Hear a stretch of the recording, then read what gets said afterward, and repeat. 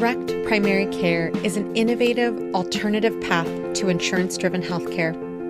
Typically, a patient pays their doctor a low monthly membership and, in return, builds a lasting relationship with their doctor and has their doctor available at their fingertips.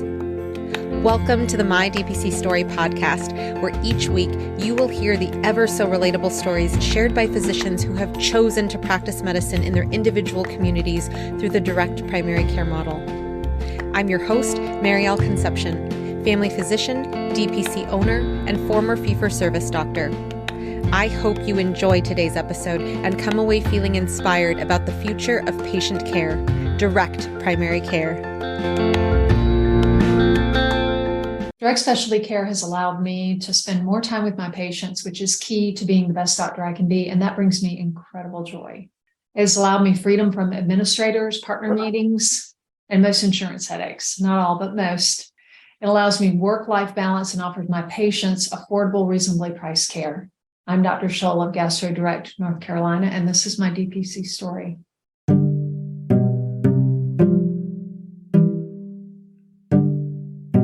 Dr. Shannon Scholl graduated summa cum laude from North Carolina State and earned her medical doctorate and master's in public health from UNC at Chapel Hill while raising her two girls. She was in an area private practice for 14 years, but became unhappy with the traditional way of providing medical care, which puts an emphasis on numbers rather than people. When her daughter became ill, she took a hiatus and decided to explore other ways of delivering care. She enjoys getting to know patients as individuals and has had the privilege of caring for generations of patients within many families, the highest imaginable praise. In addition to the Western medicine in which she trained at UNC, Dr. Scholl is well-versed in data-supported functional GI medicine, including leaky gut. She is also proud to be the Plant-Fed Gut Masterclass certified. Welcome to the podcast, Dr. Scholl. Thank you. Nice to be here. Thanks so much for having me. It's such a treat to have a gastroenterologist talking about direct care on this podcast because, as we know, there are so many people in specialty care who are exploring the world of direct primary care as a business model and saying, hey, I can adapt that to my practice as well as a fill-in-the-blank specialist. So when we talk about story and we talk about how story convinces other people, hey, their story is very similar to mine. I want to open with pulling from the fact that you are a doctor and a mother. And what I had read was that during the time where you were going between your old way of practicing and your new way of practicing, there was a time where your daughter was ill and she needed you. And so a quote that I had pulled up in my mind when I read that was, know what matters most to you and be unwilling to compromise those priorities at almost any price, from Frank Sonnenberg. So can you open our interview with, how did you go from your fee-for-service job and having already raised two girls, even before residency, to a direct specialty care doctor and still being able to take care of your girls in a better way? Yeah, that episode with my daughter informed what I'm doing now in a couple of different ways. So before I made the pivot, I was on the golden hamster wheel. I was in a really successful practice. I was really popular in my area, very much in demand. I had 6 to 8 week waits, which actually drove me crazy. I did not like that. My partners thought that was great. It was job security, but I felt so guilty about it. And I would go into rooms and patients would say, I'm feeling better, but it took so long to get this appointment that I didn't want to give it up. And I was like, what's the point? I mean, what's the point if they have to wait so long that they get better just by regressing to the mean? What am I doing here? And so I lengthened my hours. I started going in at 7:30 instead of 9. I worked through lunch. I stayed until 6:30. And I saw 30 patients a day often. And I just got so burned out. And I never felt like I was doing a good job.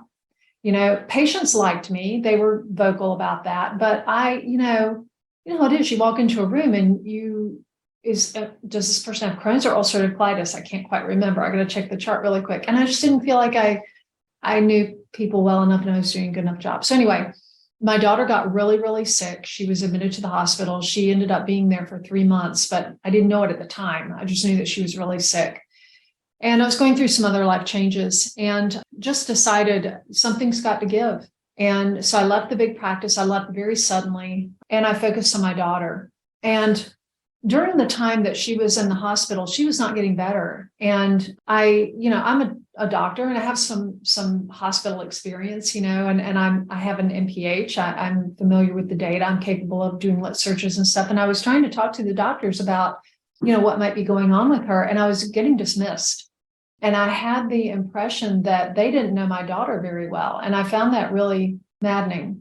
That sort of acted as a storm or a crucible for me to find a different way and a better way to practice medicine. And so I was talking to a friend of mine who's a DPC doctor. We were at brunch, and in her devious little way, she said, have you ever thought about doing it differently? Not having a boss, not getting right back on that golden hamster wheel. And I just started looking into it, and it informed my practice. Now, as you know, when you do DPC, you have a lot more time to spend with patients. And that experience of being dismissed by healthcare professionals really informed how I approach my patients. I have plenty of time with them, and I enjoy that aspect of it very much. It's not, when I was doing traditional medicine, I felt rushed. And in my mind, there was always a clock ticking. And it was always trying to get the patient to tell their story and then get my story out and educate as much as I could. And then you're on to the next room. Very unsatisfying. Now I feel like I can take as much time as we need. And I just love it. It feels so much better. And as it should be, it's like we were talking a little bit before we started recording about how what we went to medical school for is really incongruent with what we see on the floors in our jobs after residency. And when you talk about how like there's a time clock in your head and about like getting a little bit of the patient's story, at least I had read this, it was an ICU. I think it was a nephrologist who worked in the ICU. Their post was talking about how they have their workflow of how they make it through 40 patients in a day. And it was like, number 1, number 2, number 3, number 4. And then it was like number 5. It wasn't number 1. It was like number 5 or down further on the list. It was like, and have one sentence about the patient. This is the humanism in medicine. Number 6, blah, blah, blah. And I was like, oh, I just shook my head because, and I get it. It works for some people. And maybe, that was the short version in the LinkedIn post that I had read. However, that idea that there is an algorithm and you can only have one sentence to know your patient is how you get through 40 patients in a day. I am empathizing over here because your daughter being in the hospital for 3 months, my father was in the hospital ICU for 22 days before he went into hospice. And the same feelings of, I actually can talk with you about differentials and about how his progress has been, culturally, what's going on. I'm sure the same things happen with you being the mother of your daughter. And it is really, really a disservice to our patients when we're not able to spend the time to talk with them. And it really hurts even more when we ourselves are patients or our family members are patients or people we love. So when you had this talk over, and I love that this is how you found out about the direct primary care business model, because everyone has their story of how they learned about it. But when it's fed to somebody, after an event like what had happened to your daughter has happened, it's perceived differently because there's some people who will hear about DPC and they will not really act on it. They won't actively think about it. What happened in your head after you heard about that? You started doing the research. What were the next steps that you took towards opening your direct specialty care practice? I think I was kind of naive, but I'm grateful for that. Because like anything, I mean, a journey of 1,000 steps begins with one step, right? Or whatever that saying is. And when you get to the end of the journey and you look back and you see how far you've come, it's like, wow, I had no idea what I was getting started. But I had daydreamed for a long time about getting away from insurance. Sitting there on hold for the peer-to-peer. Many, many, many times I had fantasized about just not having to deal with this stuff. And I had this naive belief that because I thought I did a good job, I do think I do a good job. And because I had a good following in the area, that I would be able to just say, hey guys, this is where I am, come on and see me. It turns out I was right. It just took a little longer than I thought it would. So the first thing I did was, I guess I went home and built a website. I used Squarespace and I built a website. And I think there are two kinds of people in the world. There are the ones who aim and aim and aim until they're sure they've got the target dead to rights, and then they fire. And then there are people like me who just start firing and eventually correct their aim until they're on target. I didn't even have a scope contract. I had set a date, a soft date of January, and then it turned into February to open. And I finally decided May 6th is the date that I'm going to do it. And I put that on my website and everything. And then as the deadline approached, I was like, I'm really going to figure this out.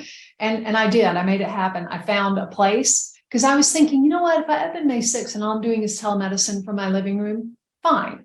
These are probably going to be people who, I have reviews in the area. So I felt like I had a little bit of runway, but I pulled it off. I got a place to rent and all the supplies. Amazon is great for that. And I got a scope contract in place by the time it was time to scope my first patient. That's incredible. And because, as it's mentioned on your website, you are opted out of insurances, period. How did you end up getting to negotiate a scope contract? And how do you make scopes affordable for your patients? Yeah, this is a really important part for specialists. That was the hardest part to figure out. And what I ended up doing is I approached an entrepreneurial group, GI group in my town, and I negotiated with them. What I did is I asked them what they get paid, their bundled price for minus the professional fee for a Medicare patient. And they told me, and I said, well, I'll just pay you that. And then I just tacked my professional fee on top of that. And actually, I guess you can't separate the professional. It's just a bundled price that they get. Anyway, so at the end of the month, they bill me for the number of scopes that I did, and I've already collected from the patient. So when I schedule them for the procedure, I just charge them, and then we do it at a fully accredited ASC, and then I pay the scope center after the fact. And they're looking for volume. If they have rooms that are empty, then volume is good for them. And what I said to them is, I will bring you volume. You don't have to do anything. You don't have to call the patients. You don't have to see them.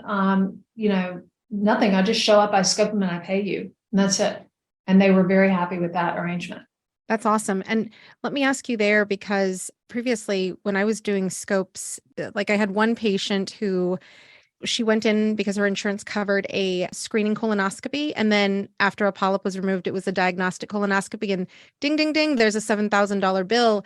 How do you work it so that the patient is paying you the bundled price plus being able to use their insurance or afford, something that turns from a preventative to a diagnostic scope? I have those conversations with people all the time. And the way that I kind of approach it is a part of what I'm doing is educating the local public, right? Because not everyone knows about this trend. And so when people call me, my thing is I just act like a good person. I act like I want my mechanic to act when I go in and I don't know anything, or my HVAC guy or whatever. I want them to be honest with me, even if it's to their detriment. I want them to tell me the truth. So that's how I approach it with patients. So I tell them, I get all their information. Are we doing a screening? If that's the case, then you are granted a free colonoscopy every 10 years. And here's the gotcha. If they find a polyp, and then when you wake up, it was a diagnostic procedure now, and that's going to go toward your deductible. You have to pay through your deductible until you've met it. And then your insurance will kick in at 70 or 80% or whatever. And I tell them, I've got a pretty good adenoma detection rate. So if you get it with me, it's about a 50% chance that I'm going to find a polyp and take it out. And my scope price is $1,500, whereas altogether bundled, whereas in my market, it's $2,500 to $4,000. So, it would be nice to have a crystal ball in moments like this. I don't know whether you have polyps or not, but there's a decent chance that you do, and it's going to be a lot less if you get it through me. Usually, I think people just respond to authenticity, and usually, $1,500 is not a big buy in this market. It's not small, and everybody's different, but they're usually surprised that that's all it is. And most of the time, after we've talked for a bit, they want to have it with me. There is, in DPC, we talk a lot about the cost, the healthcare costs to patients, but the quality is really important too. It's higher quality care. So I haven't Absolutely. hasn't been that much of a barrier. Plus I believe in what I'm doing, because I don't know if you read this on my website, but I grew up working class. My mom was a nurse and my dad worked for Bell South. And, they had 3 kids and they worked a lot of overtime. And my dad was always screaming about the squirrels getting into the damn attic and turning off those lights and all that stuff. And he thought the doctors were crooks and, never took the dog to the vet. And so I grew up with that ethos. And so when I'm talking to patients, I've always felt this tension between doing what's right for them and and being a good shepherd of their healthcare dollars. So I just can't help but tell the truth. And that they usually really appreciate that honesty because this is all an education for them. They had no idea that they would go to sleep as a screening and potentially wake up as a diagnostic with a huge bill. It's so important. And, I think that as we've seen through the pandemic, when people don't have access to a doctor who has a relationship with them and who knows them, it really makes a difference culturally. I mean, we see the number one doctor in the country is Dr. Google. And we see, patients who I had a patient who she literally described that, she sees me for her actual care, but she had to go in for her Medicare physical. And she described the visit that she timed was less than 8 minutes, where the doctor was literally inching his way back towards the door, handle on the door. And she was like, I had lots to say because, I had some questions, but that wasn't part of the Medicare physical. And I joked, I'm like, oh, you mean the one where you're not supposed to listen or touch the patient? Yeah, that's a great physical. So, this is where, the DPC model really embodies old school medicine. And one more question there, because, as you mentioned, your dad's ethos when it came to doctors and how we're really bringing relationship-based medicine back to our patients. What is it like after the colonoscopy or after the endoscopy? Because that is something where when I was doing procedures, I would, go out to the waiting room, find the partner, the parent, whoever it was, and tell them this is what we found. I would draw them a picture, yada, yada, yada. That is definitely not the standard of care in our area. So when you went from fee-for-service to being able to bundle and transparently talk about pricing and do procedures for your patients, what does it look like after you're done with the procedure? I always, but I'll be honest, I just don't have it in me to blurt at somebody while I know they're too drugged up to understand. So I have always given them plenty of time to wake up. And my nerves no, this has changed. So you know how this is now, instead of being part of a big group and you don't know what's happening, you can't really get your hands around all the pieces of this big operation. It's just me and my nurse. And so my nurse is actually working in post-op at my endoscopy center part-time until we're full-time. So she works up there. So we have continuity of care for our patients. So they wake up and they see Lacey. And I let them wake up and I talk to them. And then Lacey calls them later that night or texts them, because we text like all most DPC docs do, or DSC. And so I've never said it that way, but relationship based is exactly what we do. It definitely is. And I think it's important, for people to hear your story because you're making an impression on people who are going to be future gastroenterologists and future gastroenterologists choosing direct specialty care. My husband, who was also doing scopes as a family medicine doctor, that's what we saw in Nebraska. It's like, that's part of the care. You do the scope, the patient, wakes up and you go talk to them and their family, you answer the questions, and then you check on them later that evening. That's how you do it. It's not done any other way. And so I really think it's important for, as you go into the future, that this is how you and Lacey work with your patients who because this is what also your patients will be talking about when they spread, the story of going to Dr. Scholl as their gastroenterologist, right? So I think it was really impactful all around. And when we talk about procedures, in terms of, you mentioned how, it took a little bit more time, but people eventually found you. How did you end up, opening, you got your website? How did people end up finding you? It turns out that it's mostly through Google searching. So I had to make sure that I was using my name as one of my keywords on my website. And then, it's probably worth hiring someone who knows such things, because I had a friend who helped me. You need to say certain things on the front page of your website to help people to find you, to get up to the top of the Google search. So I did those things. And I was lucky enough to get on a couple of mommy boards on Facebook. I had been there in my old practice, and that's just, I think, luck. people just said they liked me. And so when I came back, I announced that on the mommy boards, hey, I'm back, and I'm taking new patients and I'd love to see you. That was really important. And, for gastroenterologists, for specialists in general, I think it's also really important to market yourself on LinkedIn, but your audience needs to be insurance brokers who are brokering contracts for self-insured employers, because the market is aware of this DPC, DSC trend, and they are looking for bundled procedures at reasonable costs. They're looking for knees, they're looking for cardiac caths, they're looking for colonoscopies. They're looking for anything that has a CPT code. They're looking for a cash pay price that is about, one insurance broker told me, I think it was 1.7 times Medicare allowable is like the golden number. And Marielle, I want to go back and just say one more thing, because you reminded me that I'm talking to future gastroenterologists. There is that hump of convincing someone who has insurance that they do want to pay cash for you. And so I lay awake at night trying to figure out how to make my business more profitable. And the latest thing that I have entered into is a contract with my endoscopy center to be an employee of theirs. So I am not opted in with any insurance companies, but I don't have to be. They can use their tax identification number to file the patient's insurance. And that makes it sort of a hybrid model, but I'm not saddled with any of the administrative burden of dealing with the insurance. I still see the patient in my office for a cash fee. We schedule them with the endoscopy center. The endoscopy center on the back end bills their insurance, and that's all their administrative people. I don't have to do any of it.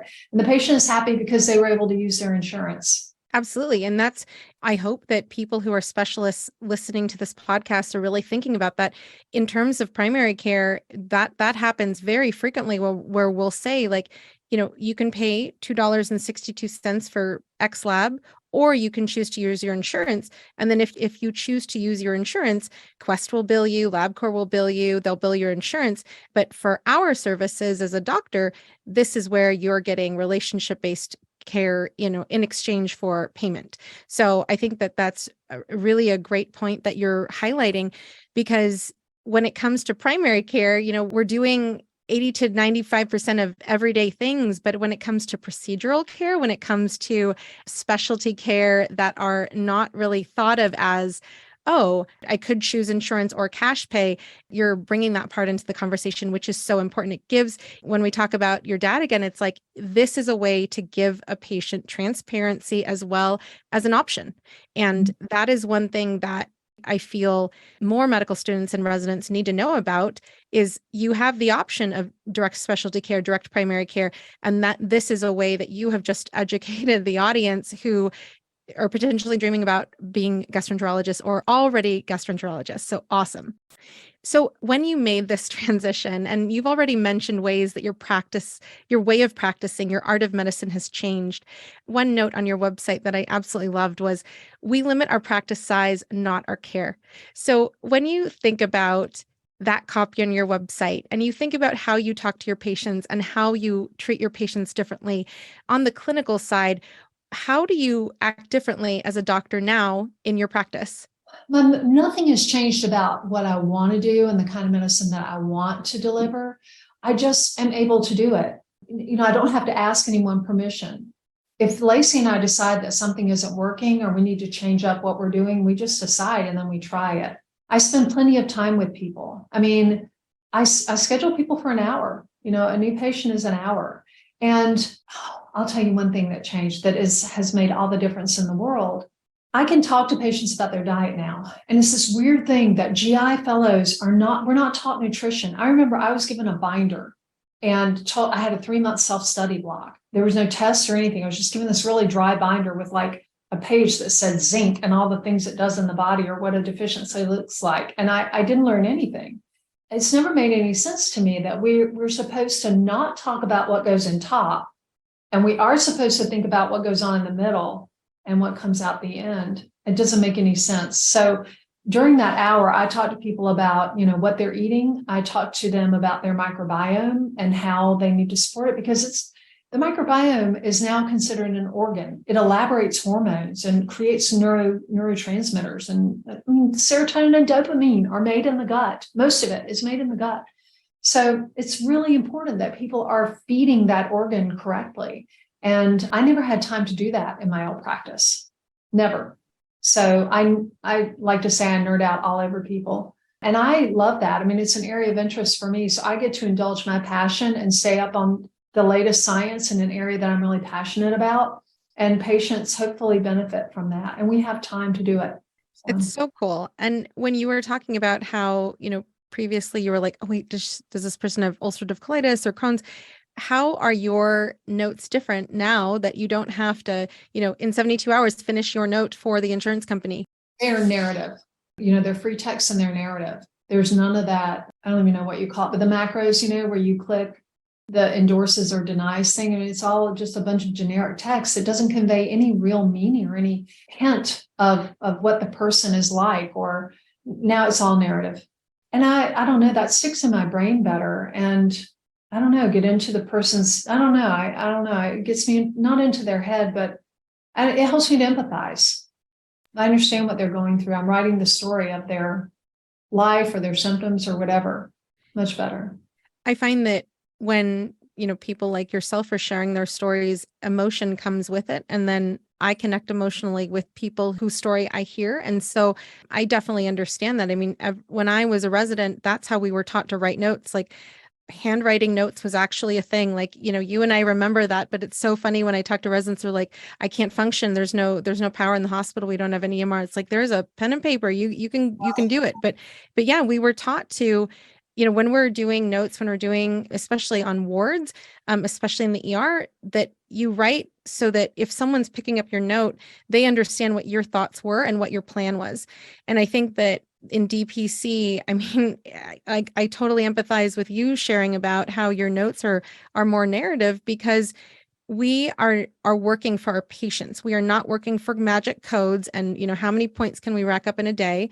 We are working to maintain the health of our patients. And so when it comes to how you mentioned, you nerd out and you use that MPH brain of yours and that MD brain of yours to treat your patients, what happens if a patient says something to you and you're like, oh, I don't know the answer to that. I would like to look that up. How does that work out in your practice? Are your patients then scheduled for a follow-up visit? Is there a membership option? How does it work when patients have multiple visits in your clinic? I haven't figured out a way to do subscriptions yet, because it's different in specialty care. Ideally, they come to me with a GI problem. We spend some time together, which is maybe 2 or 3 visits, and figure it out and fix them. And that's the idea. And I'm toying with the idea of doing a subscription service for IBD patients, because they do have a chronic illness that they're going to need to come back and see me for. I'm toying with it. Just haven't figured it out yet. But you can figure it out and you can change and pivot if it doesn't work out for you, just like you did on your opening day. So it is amazing. It is so freeing. When we talk about this idea that you are toying around with the future, would you have subscriptions or not in your practice? Can you summarize for the audience, how does it work if a patient finds your website or finds Dr. Scholl and wants to become a patient at your practice? What are the ways that they pay you? Sure. Well, so one of the great things about my practice, I think, so we really took direct care, literally. So I carry around a cell phone. That's the first thing. I have the cell phone. If I'm busy doing something, I forward it to my nurse, or she carries it around. So when they call, they get a human being. They get one of us, one of the 2 people who know them and can get into their chart and answer their question. And if we don't pick up, we call back. I mean, if you call my practice and I miss your call, I call you back. You don't even have to leave a voicemail. If you called me, I want to talk to you. But when they call and they get me, they're always so surprised. And it's usually, oh my gosh, I'm so sorry. I don't know how I got this number. I didn't mean to call your personal phone. And I'm like, no, it's okay. It's Gastro Direct. You get to speak directly to the doctor. How can I help you? And that just floors people. They're so amazed by that. But we also tried to make it very consumer facing. So I used to get complaints all the time at my old practice. People would say, I've called 6 times and nobody's calling me back. And I couldn't figure out where it was going wrong. And I know how frustrating that is. You've got something on your to-do list and you want to get it done. So I have a button on my website that you click to enroll, and it takes you right to my EMR and you build your own chart. And once you hit submit, you show up in my electronic medical record, and we text you or we call you, or sometimes we email you to set you up for an appointment. I do also sometimes, I have the option for a discovery call if people want to call me and just kind of see if we're a good fit. And it's free, it's 15 minutes. And to be quite honest, I do it if you schedule it and talk to me, or if you just cold call me. It's essentially the same thing, but this is a more structured way of just letting people know, hey, I'm willing to talk to you for 15 minutes and figure out if you like me and if I have the skill set that you need. I think it's super important. And on your website, just, for the audience to know, you can go on Dr. Scholl's website and you can actually, as a patient, pick the time that you want the meet and greet. You have the Acuity scheduler up there. And, like my practice, we have on our Google site, and I don't know if yours is like this, but you can link your scheduling calendar for your meet and greets to your Google business site. And it's just screaming, this is a place of accessibility, so it's something that absolutely is not culturally normal in our society. I mean, we are making it more normal, but it is definitely not something. So people are like, I'm laughing so hard when you say that. People are like, oh my God, I am talking to the doctor.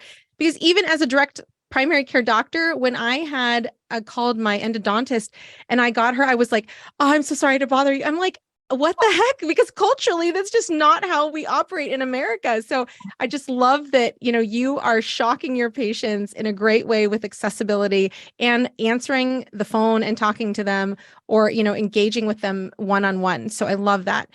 Now, you talk about how patients do the meet and greet. Can you tell us, how do you manage the meet and greet so it's limited to 15 minutes?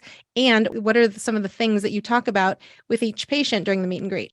What I want to know from them is kind of, what they're struggling with and what their goals are out of my care, what their frustrations have been. It's so funny, Marielle. Whenever I talk to other doctors about how, patients can call and they can get me immediately, they're like, how do you do that? Because they just assume that patients are going to be calling you constantly and driving you nuts. It's funny, when you give them permission, when you give freely, never feel like, okay, you're taking advantage here. Almost never. And so it's not hard to keep people to 15 minutes. They're almost trying to get off the phone too soon. I'm always like, it's okay. It's all right. But yeah, I just want to know what they're struggling with. And I want to be able to convey, I want to make sure they understand the practice model, because I don't want them signing up, enrolling in the practice and then having a nasty surprise. But yeah, it's just what it sounds like. It's a meet and greet. It's, hi, this is me and this is what I'm about. And who are you and what are you looking for? Awesome. And in your practice, do you accept patients acutely for care? Like if somebody is having, 3 months of bleeding, and like, I think of the well male, probably early 20s, that their wife made them come into the clinic, and finally, it was the wife who sat there and told the story of the husband. And this patient in particular had turned out to have ulcerative colitis. So I ask this question because in my practice, that's one thing that I will not do unless it's a very rare circumstance, where I will not take an acutely, a patient in acute needs. Like if somebody has a diagnosis of cancer and they need, to have a connection to, they need a referral, or if somebody has like an immune issue where their insurance dropped them, so they can't go to their previous clinic, and I can help by getting them referral to the new clinic. Like that's the type of acute visit that I will typically take on. But when it comes to people who are like, my person, is diagnosed with this acute issue, and we want you because you do home visits. I have found in my practice that people who join like that don't understand the model. And so for me, as a subscription-based doctor, it's different than your practice that doesn't necessarily have subscriptions. So that's where I ask the question, do you take acute patients, or do you take patients with acute needs, and how do you handle them if you do? I do. I'm often sorry when I do, for exactly that reason. And in fact, I'll do you one better. The patient who calls and has to be seen immediately, and then I make time. I do a telehealth or something that day. I'm almost always sorry, because it hasn't been well thought through. And I'm not sure what the ingredients are there, but on their part, but I find that it's usually not the best relationship. That's it. I think that you hit it on the head. It's not the relationship that they're looking for. It's the desperate need for care and access. And while we provide that, what's driving us continuously going into the future is relationship-based care.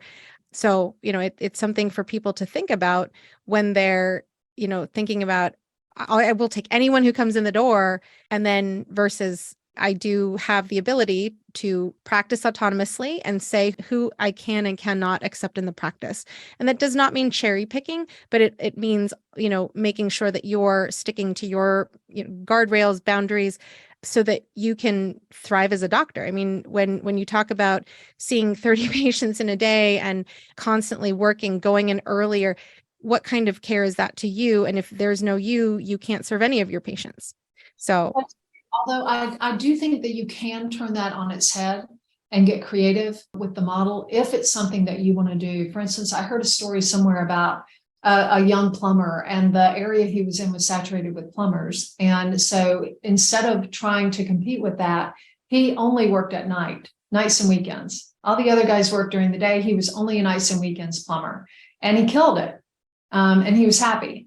There was a time in my practice where I thought about doing urgent GI care because I thought, trying to get this thing going. And I thought there's a 6-8 week wait everywhere in my area, and there is this acute care need. So maybe I want to do that. I ultimately decided not to for the reasons we're talking about. But, for an entrepreneurial person who likes that kind of urgent acute stuff, I mean, there's definitely in my market, there's room for it for sure. And you do bring up a good point. As you're mentioning that example, I think about Dr. Lisa Davidson, who spoke about how when she's on vacation, there is like an urgent care after hours concierge practice who will cover for her patients and other DPC doctors in the Denver area. So I am glad that you mentioned that point. It's this is why I think, hearing everyone's perspective is so helpful. So it's going to probably be a challenge to someone out there who might love the acute situation care. So awesome. Now, in terms of the growth of your practice, even though you don't have subscriptions, your practice grew insanely well. So can you share about your growth and how did you and Lacey bring all of these people on and get them care as, quote unquote, beating the standard of care in your area in terms of that wait time? I do not know how it happened. I'm still amazed by it, but Lacey showed me a chart the other day of our growth, and it's been like this. We're like 20% quarter over quarter. And we do one clinic day a week. We now need 2. And my goal for my career actually is I want to do 2 clinic days and 2 scoping days. And I want to have 3 days at the beach. That's my goal. And then I'm developing, we can talk about that later, but I'm developing this online course too that I can do from anywhere. But yeah, I don't know. I mean, I like to think that I take care of mostly women. It's not all women, but I co-founded a women's center for GI health 10, 12 years, something like that ago. And it was really, really popular. And that just happened naturally. 95% of my practice just naturally became women. And so when I started this practice, actually, I started it as women's gastro. And I decided to rebrand because I was having to explain all the time that, yes, I do see men also. It's just, and we were funny about it. You've got to wear a wig and Monday and all that stuff. But ultimately, I decided that I needed to change the name to communicate the model. And I also needed to not scare men off because, I was trying to build a business. So we did that. But I don't know how we grew. I like to think that women talk and they tell their girlfriends and they tell 2 friends and they tell 2 friends. And then, here we are. I don't know. I think that getting reviews is really important. Google reviews. That seems to be really important for the algorithm, and just people pay attention to those. They truly do. They truly do. Consistently since probably, I don't know, maybe around month 6 up until now, the number 1 lead on my website is Google. And so it really does make a difference. Dr. Dipti Mankor was the one who told me, don't take it for granted. Google really makes a difference. And she absolutely was right.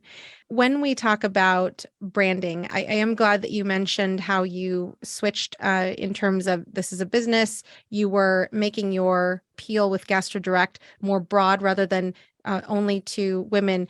So do you have any other tips for people when they're creating their business from the ground up? They have no previous, direct specialty care, direct primary care name. How would you approach branding if you could have gone back? I think I would have approached social media earlier. I'm doing that a lot now. And I tried to do it myself. I took some coaching classes on it, and it just was too stressful. There's too much to do. So I hired a young woman who's very facile with all of that stuff. And I think that has helped a lot. I get, a few new followers a week. And I think that has potential to explode eventually if you're offering, relevant content. Well, I'll tell you things that did not work that I tried. Advertising on the radio was incredibly expensive, and it did not help a bit. I got one referral. I think I spent $13,000 and I got one referral. Yeah, it's painful when that happens, but I'm glad that social media has really kicked it up a notch for you, and 20% growth each quarter is flipping amazing. I will say that your social media is on point. So kudos to you and your social media person. I mean, you did one where you're talking about your course, which we will absolutely get to, but you're talking about IBS has 10 reasons, and you're like going 1 through 2 and then 10. And then it's like, digestible, super informative. It's engaging, educational, and entertaining. So I totally think you guys are on point when it comes to social media. So as you continue to grow your practice and as you work towards that goal of 3 days at the beach minimally, and then everything else comes after that, how would you know if your practice is full without subscription members? I think if it gets to feeling the way that it did at my old practice, where I don't have a handle on things, and I'm not a super control freak. So that could, but when I feel like I'm losing that relationship, when it feels like that, I'm probably going to hire a nurse practitioner. That's what I think I'm going to do, because I want to build this out more. I want it to be bigger than just me, but I don't want it to be so big that people feel like a number. And I think you have to pick the right people, because I think culture in a DPC or a DSC practice is really important. How many times have you heard people say that, they really like the doctor, but they hate the office, and they don't want to go back there. Your office needs to be a place where it should be like Cheers. You remember that old show? You walk in and everybody says, "Norm," it should be like that. And that is how our practice is. So you have to choose your people carefully. Lacey is a gem. I lucked out. I got her drunk. That's how she got the job. I took her to dinner, and I said, we knew each other from my old practice, and she'd always been a superstar, super smart, great critical thinker, just sweetie pie. And I took her to dinner, and I said, I'm thinking about doing this. And after her second glass of wine, she said yes.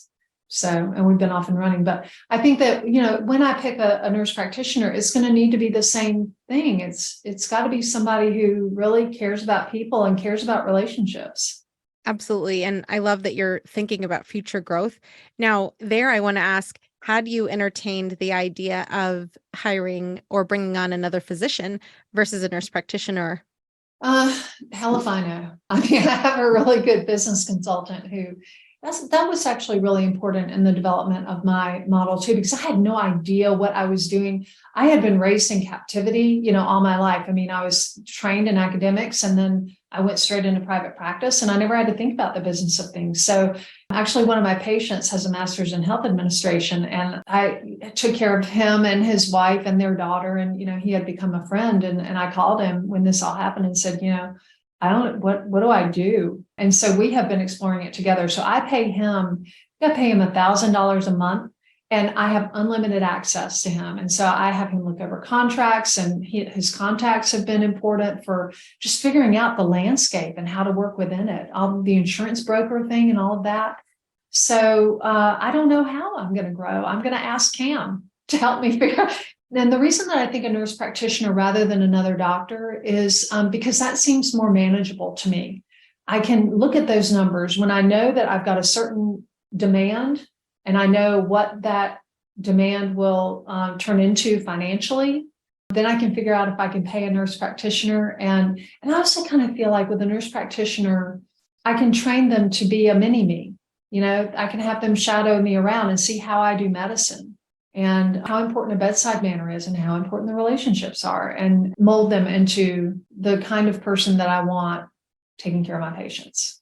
Absolutely. We've heard so many examples of how people who are in love with the model and what the model allows us to do, those people really adapt well to, how to do the model and how to finesse the model going forward. So totally hear you on that. Now, when it comes to paying Lacey, when it comes to paying this, potential future nurse practitioner, can you speak to how you opted out of insurances and how does that equal payment for yourself? Sure. So I'm in a funny situation. So the whole first year of opening this practice, I have worked as a locums part-time. And that, was very lucrative and allowed me to build, I'll be honest, I take calls from my private practice phone, while I'm doing locums. And that's given me the freedom to pay my nurse very well. And I think that's really important. And I think when you're doing a small practice like this, it's like making cooking something very simple with just a few ingredients. Those few ingredients have to be really good, really quality ingredients. And so you have to pick the people around you really carefully. And so I pay Lacey very well. I got her from a hospital system where she was making $31 an hour. And I'd had a couple of glasses of wine too. And I said, I will pay you 33. And that's what I pay her. And she does everything. And she's responsible like that, so it was a good investment. How do you go about paying yourself, especially because you're not accepting Medicare and other insurances? And then the other part was about how you actively got out of insurances. Cause that's a question that other doctors will have, but you were you took insurance. How did you stop? How were you able to stop taking insurances? Did you have to find those contracts and discontinue them? How did you get out of, because you said you left quickly, how did you get out of accepting any insurance? That's a good question that I'm not sure I know the answer to. Again, I'm not the business mind here. I am still opted in with Medicare because I do locums, or I have been doing locums. And I had to make the decision recently whether to opt out or not. And, I've got 30 Medicare people who they call me and they want me to take care of them. And I have to tell them I can't because you have Medicare. But I kept them all on a list. And I kept telling them, I think it's going to happen in February. I'm going to give up locums and I'm going to give up Medicare. And then I think it's going to happen in April. So my business consultant actually said, you know what, I'm telling you right now, you need to not listen to your big heart and you need to listen to your brain, and you should not be opting out of Medicare because that's going to limit your ability to do locums work and to take care of yourself and your family. So I made the hard decision to not opt out of Medicare. And what that means is that I can't see Medicare patients at all. I can't see them because you're not allowed to see Medicare patients if you offer a service that Medicare offers and not take their Medicare. And I don't want to deal with Medicare. I don't want to deal with any insurance company. So I just can't see them. And that's what I have to tell them. The business part of things is not that hard, actually, at least not the day to day. And my business consultant had me go through an exercise where I listed all of the costs per patient. So I know how much the table paper per patient costs, and how much that patient's portion of the electric bill costs, because that's how I know what to bill and how I can be profitable. And so that morphs into, how much your overhead is per month. And once you clear that reliably, you can start paying yourself. And I have hit that point now. And it costs so little. I think it cost me $5,000 to start my practice. So it wasn't a big hole that I was trying to dig out of. I rent space. I sublet space just one day a week, going to 2 days. So my overhead is really low. But anyway, so yeah, you figure that out. And once you start clearing that, you realize, okay, now I can leave the locums world and start paying myself. And that's just how you do it. So valuable for people to hear. And can you give them a timeline as to how many months you're in practice? Because you just said you're starting to pay yourself. So how many months are you in with that as the case? 11 months. Amazing. And I'm going to guess that people who, especially other gastroenterologists who might be listening, did not guess that as the right answer. So congratulations to you. Thank you. And, I will tell you, if I had known what I was doing a little bit more, like if I had listened to a podcast like this and knew, okay, I need to get this contract in place and that one, and I need to be marketing myself to insurance brokers, I could have made more money faster. I've been figuring this. I'm the only one of me I know. I'm the only GI doctor that I didn't know anybody to ask questions and to figure it out. And I will put here, because this is very important given what you just shared and what you shared earlier about brokers, is that, especially if you are a doctor who is looking to, get your specialty care bundled into healthcare plans centered around direct primary care doctors who are looking to work with employers, I will put a shout out to the Health Rosetta Summit. The Health Rosetta Summit is going to be in Chicago, August 7th through 9th. And Health Rosetta Summit is where you will get an entire room of people who are looking to build direct primary care as a primary care model and as a business model with specialists into people's plans, small businesses, big businesses, national businesses. So it's definitely something to check out. That you can find that through the Health Rosetta website.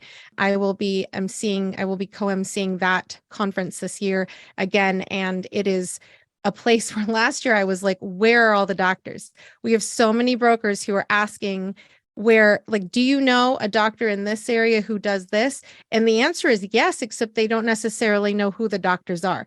So in terms of people who are very much aware of DPC as a business model, how it pairs beautifully with many, many types of businesses, that's a great place to go and to network and potentially build your services into a healthcare plan. Now, I want to highlight the fact that you are creating this course that I already sent an email to my patient about last night. I said, hey, here's Dr. Scholl's website. Go and contact her.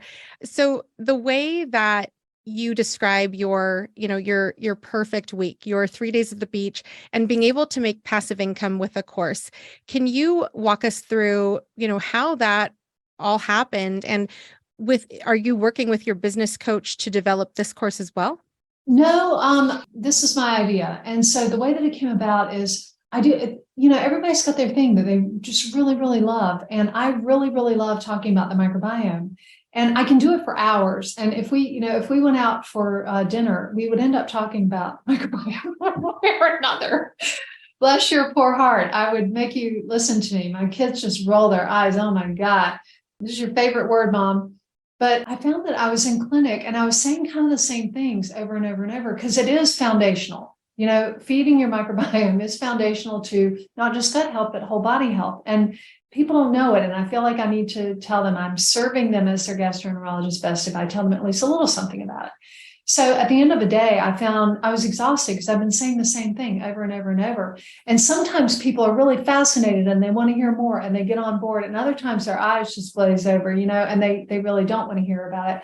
And I thought, you know what? I could and I should scale this, because I'm saying the same thing. I want to get all those people in the same room so I can just say it once.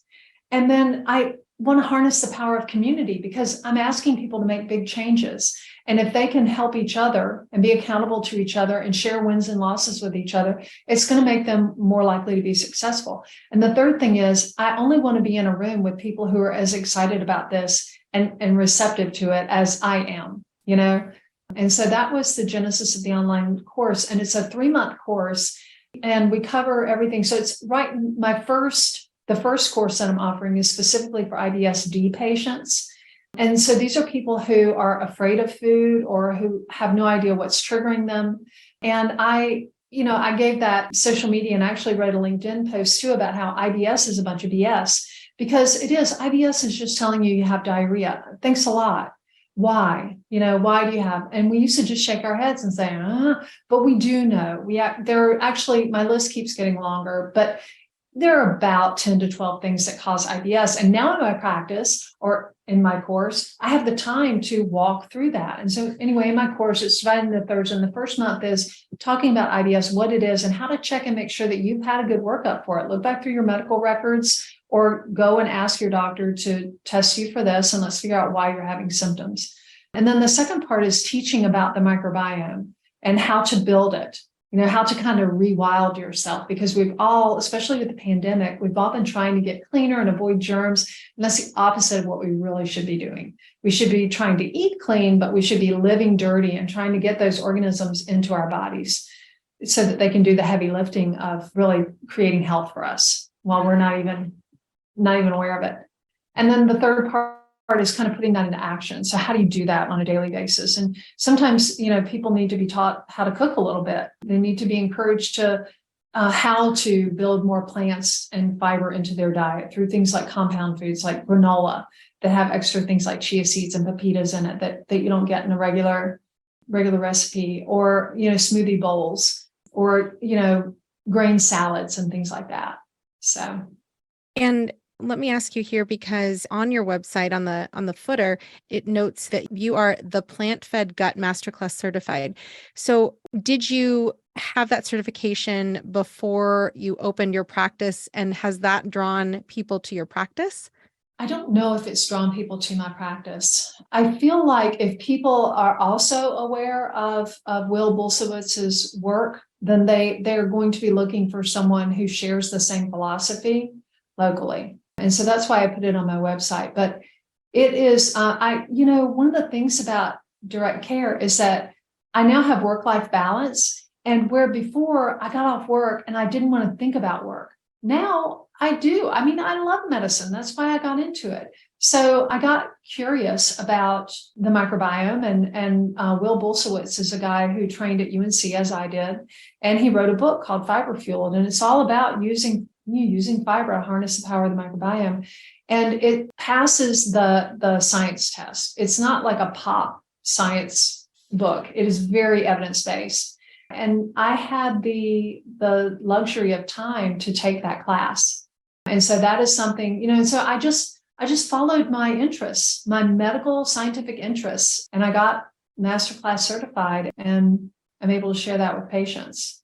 I love it. And to me, when I saw it, it highlighted that this isn't like you're just, blogging about the microbiome. You're like actively doing things so that you're prepared with other information and other examples. And, in addition to your training as a gastroenterologist. And I love that as you develop this course and have it available, that as people find you, it's another way for people to learn about you and learn about what you do and how you approach things. And then for me, I could also see that making it easy for people to become your patients and talk about you. I know that was your GI experience. Let me tell you about Dr. Scholl and my GI experience, because she's my doctor. So I think it really does play so well into a business plan to highlight you as an individual and all the things you're interested in. And having a course, I think, is so awesome, because it even goes beyond that hour visit that you have with your patients. So I think that's so cool. Yeah. And I kind of enjoy, and this is part of direct care as well. I feel like somehow I have more permission to be myself and to bring my authentic self into my practice. And so, like, on my social media, I have dogs and I have chickens in my backyard and I have a garden, and I show people that, and they seem to like it. I do try to bring more of myself so that they do know it's just a less clinical, less sterile experience. I hope. I am going for that. I want that. And I find that people respond. They want to know their doctor. They want to know you're a person. I totally agree. And I love using the term, the non-doctor's doctor's office, because when people talk about like the waiting room that's not actually used for waiting, it's for getting coffee, or, the waiting room is actually, super luxurious, like it came out of, some kind of HGTV episode. It's not a typical, these are the chairs that you can wipe down easily with the Stanny wipe and not destroy them. So love it. So when we talk about you bringing you and all of your loves, your academia of patient care to your practice, something else that I want to highlight that is also highlighted on your website is your work with AI and gastroenterology.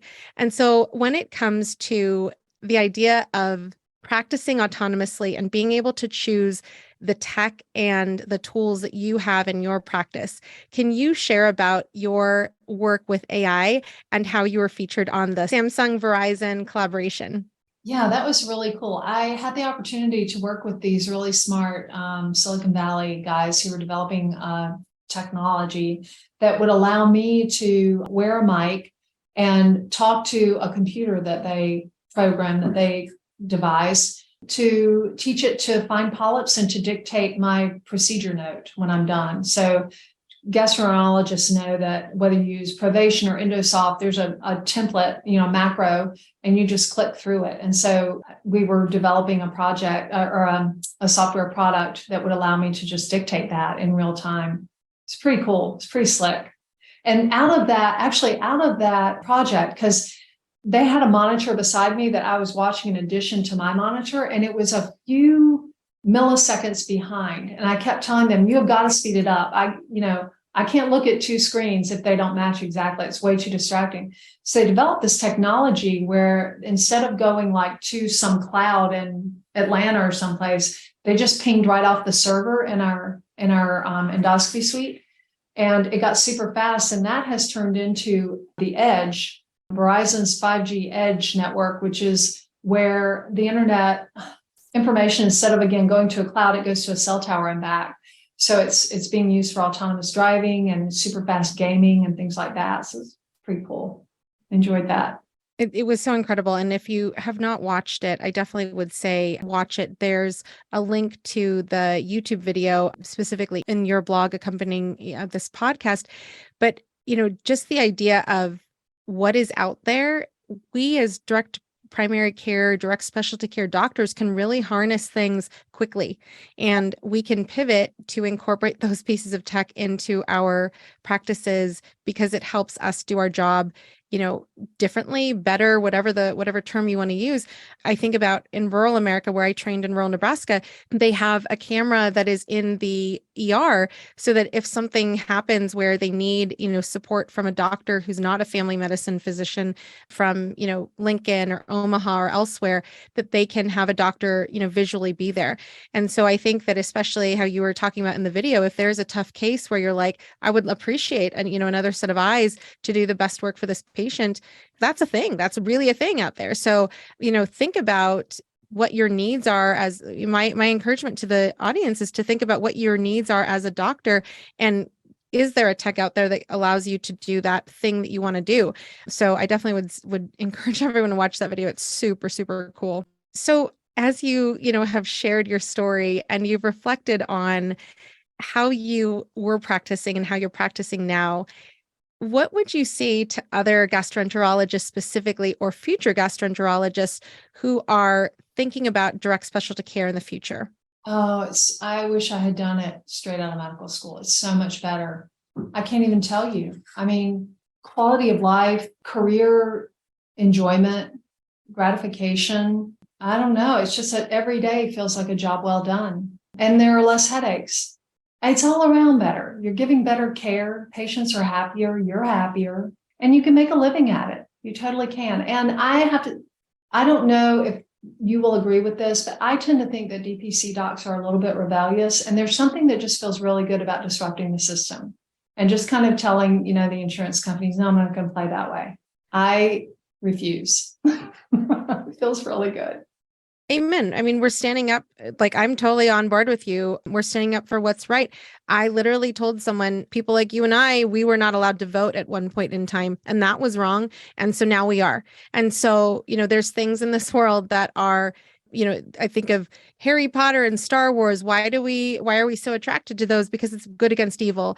And when it comes to the patient who can't get in, I mean, when you're talking 8 weeks in your area, sister, it's 8 months in my area. So when it comes to lack of access to care that is completely unacceptable for everyday Americans, I mean, there's people in other countries who do care differently, but as we have seen, other countries are now taking the fee-for-service system and building it into their systems.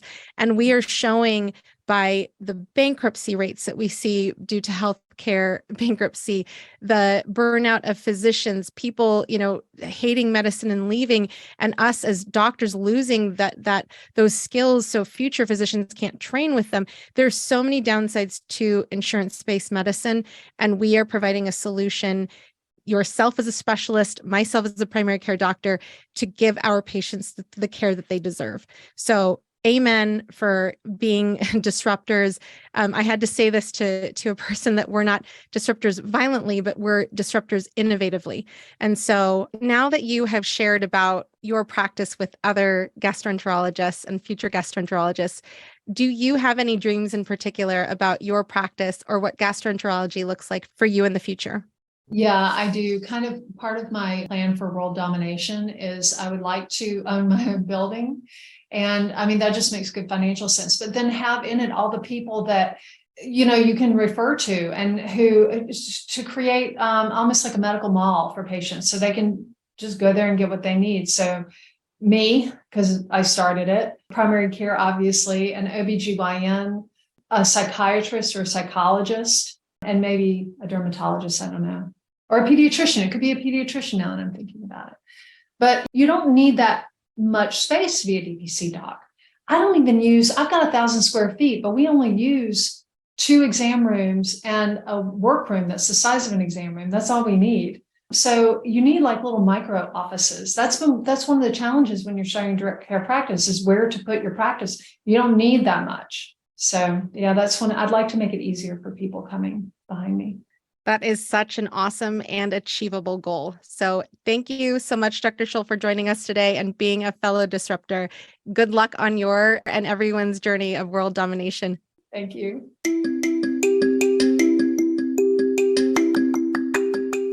Next week, look forward to hearing from Dr. Nitin Gupta of Rivertowns Pediatrics in Dobbs Ferry, New York. If you've enjoyed the podcast and you haven't yet done so, subscribe today and share the episode with a physician you may know who needs to hear about DPC. Leave a 5-star review on Apple Podcasts and on Spotify now as well, as it helps others to find all these DPC stories. Lastly, be sure to follow us on social media. If you're wanting to continue learning more about DPC in the meantime, check out dpcnews.com. Until next week, this is Marielle Concepcion.